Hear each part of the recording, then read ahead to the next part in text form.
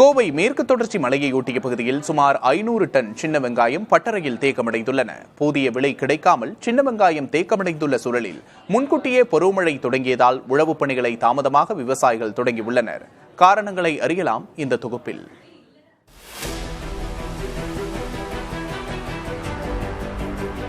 கோவை மேற்கு தொடர்ச்சி மலையை ஒட்டிய தொண்டாமுத்தூர், தீத்திப்பாளையம், குப்பனூர், ஆறுமுக கவுண்டனூர், மாதம்பட்டி, மத்வராயபுரம் உள்ளிட்ட பகுதிகளில் ஜூன் மாதங்களில் பெய்யும் தென்மேற்கு பருவமழை காலத்தில் சின்ன வெங்காயம் பிரதானமாக நடவு செய்வது வழக்கம்.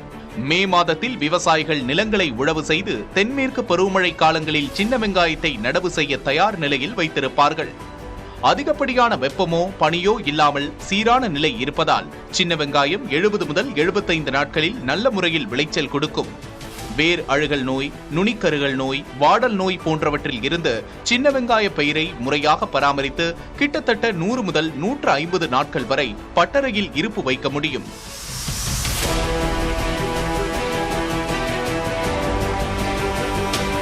உரிய காலத்தில் குறைந்தபட்சம் ஏக்கருக்கு ரூபாய் 27,000 முதல் 50,000 ரூபாய் வரை லாபம் கிடைக்கும்.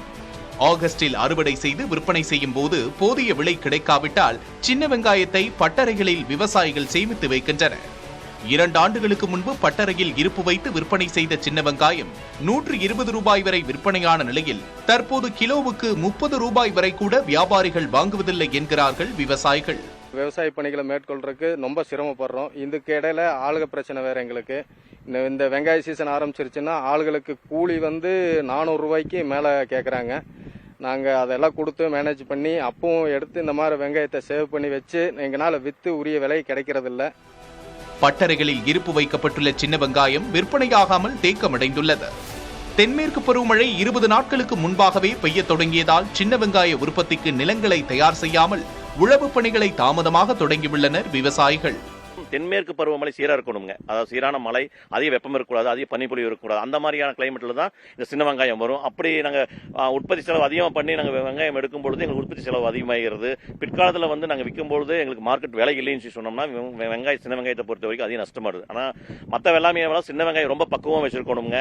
தமிழகத்தில் கோவை உட்பட 5-6 மாவட்டங்களில் மட்டுமே சின்ன வெங்காய சாகுபடி பிரதானமாக நடக்கும் நிலையில் இதன் உற்பத்தி பரப்பளவை அதிகரிக்க தமிழக அரசு நடவடிக்கை எடுக்க வேண்டும் என்ற கோரிக்கை எழுந்துள்ளது.